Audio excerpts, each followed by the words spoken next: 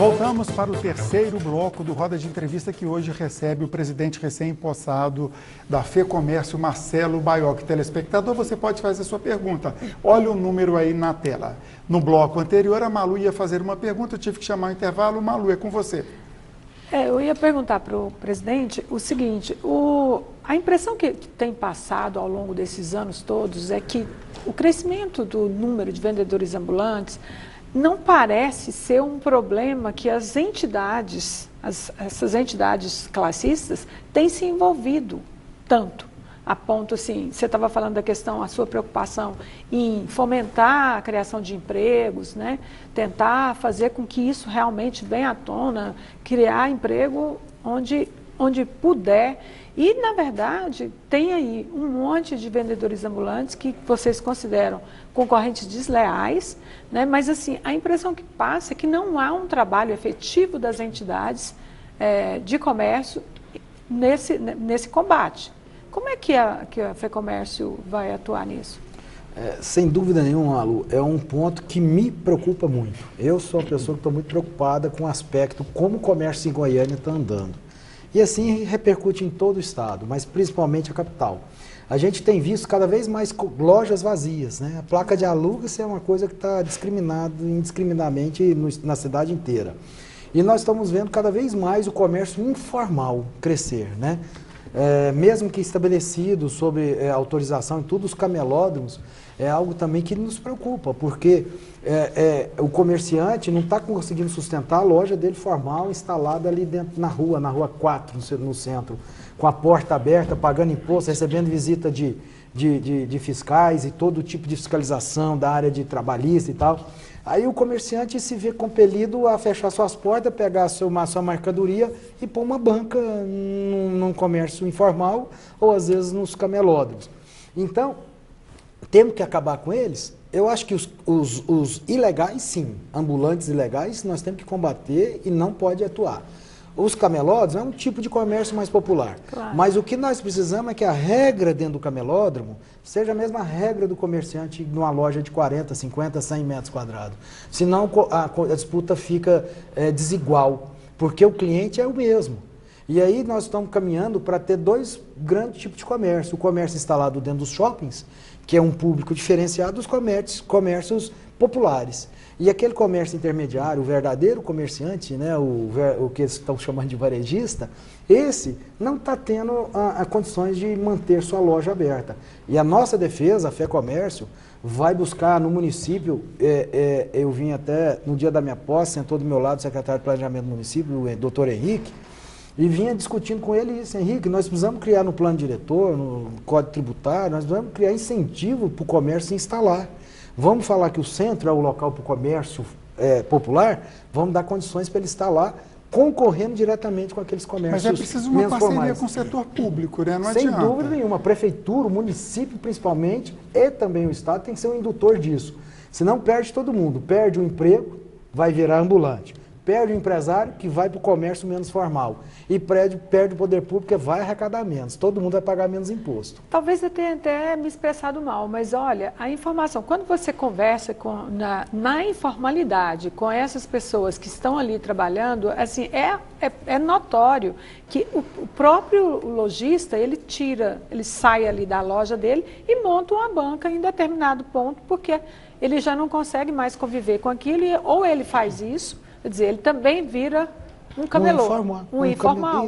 Exatamente, isso tem acontecido o tempo todo, ou seja, ele também, o que está acontecendo, essa desorganização do comércio informal em Goiânia também tem muito disso. O próprio lojista está saindo da loja dele e montando uma banca. É isso que eu estou afirmando, o lojista não está suportando honrar com toda a responsabilidade do comércio formal.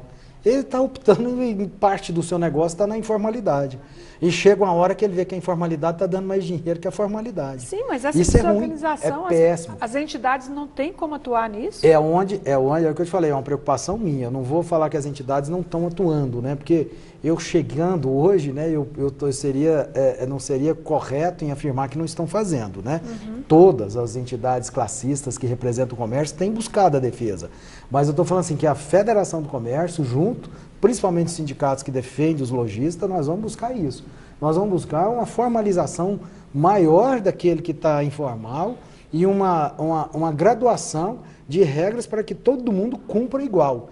Aí nós vamos concorrer lealmente, né? Porque hoje a concorrência com o comerciante estabelecido é desleal. Mas é só isso ou teria outros fatores, excessiva carga tributária, o povo que está sem dinheiro mesmo, não tem condições de comprar, influenciam também esses dois fatores? A falta de dinheiro, assim, é visível, mas não deixa de comprar, senão os comércios informais não estavam ali.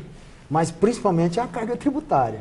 Porque a carga tributária, às vezes, imposto num comerciante formalmente estabelecido, onde ele paga seu tributo lá na barreira e o ilegal está fabricando na ponta da esquina, às vezes, e aí a concorrência fica muito desleal.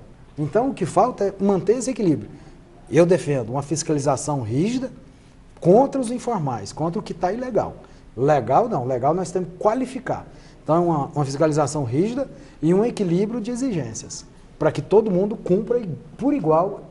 E aí sim, tem um comércio maior, o menor e o pequeno, e cada um vai vender de acordo com o seu público. O presidente, Sim. Já tem mais de ano que eu venho acompanhando ali aquela região da 44, ali da Bernardo Saião. Eu vou falar de um setor mais específico, que é o setor de confecção e vestuário, né? E eu percebo que as pessoas que vêm de outros estados, né, para comprar aqui em Goiás, até de outros países, eu percebo que eles ficam órfãos quando eles chegam em Goiânia. O poder público já não dá mais assistência, você vai lá, é uma escuridão, é um trânsito caótico, né? Não tem infraestrutura.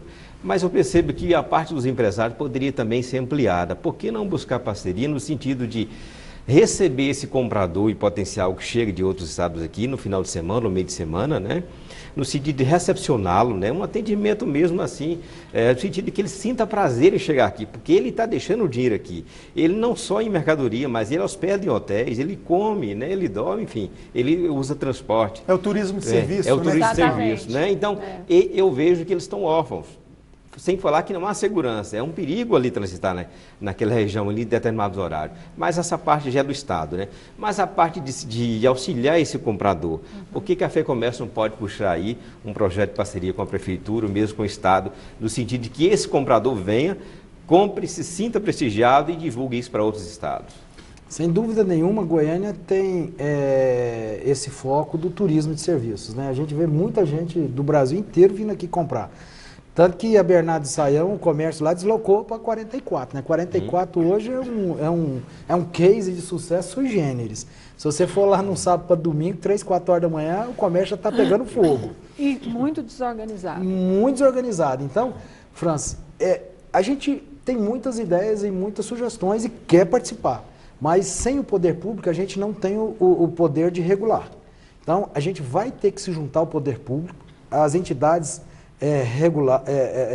legalmente estabelecidas e os empresários, para a gente poder criar regras, melhorar o atendimento e poder oferecer mais condição que aumente esse fluxo de receita para nós. Isso aí que você está falando nada mais é que divisas. É dinheiro para dentro do Estado, é dinheiro para dentro do município.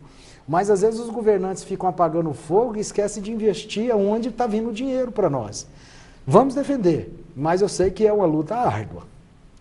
Olha só, tem uma informação aqui de hoje ainda tirei lá do Popular, de onde a Malu trabalha, né? O Produto Interno Bruto, o PIB brasileiro, teve uma queda de 0,4% no trimestre encerrado em abril, janeiro, fevereiro, março, abril. E na comparação com o trimestre anterior, encerrado em janeiro. Na comparação com abril do ano passado, no entanto, o PIB subiu um pouquinho, mas, ou seja, o mais recente caiu. Preocupa o comércio, o setor empresarial, essa queda de previsão no PIB, porque o governo Temer usava como discurso que a economia estava melhorando.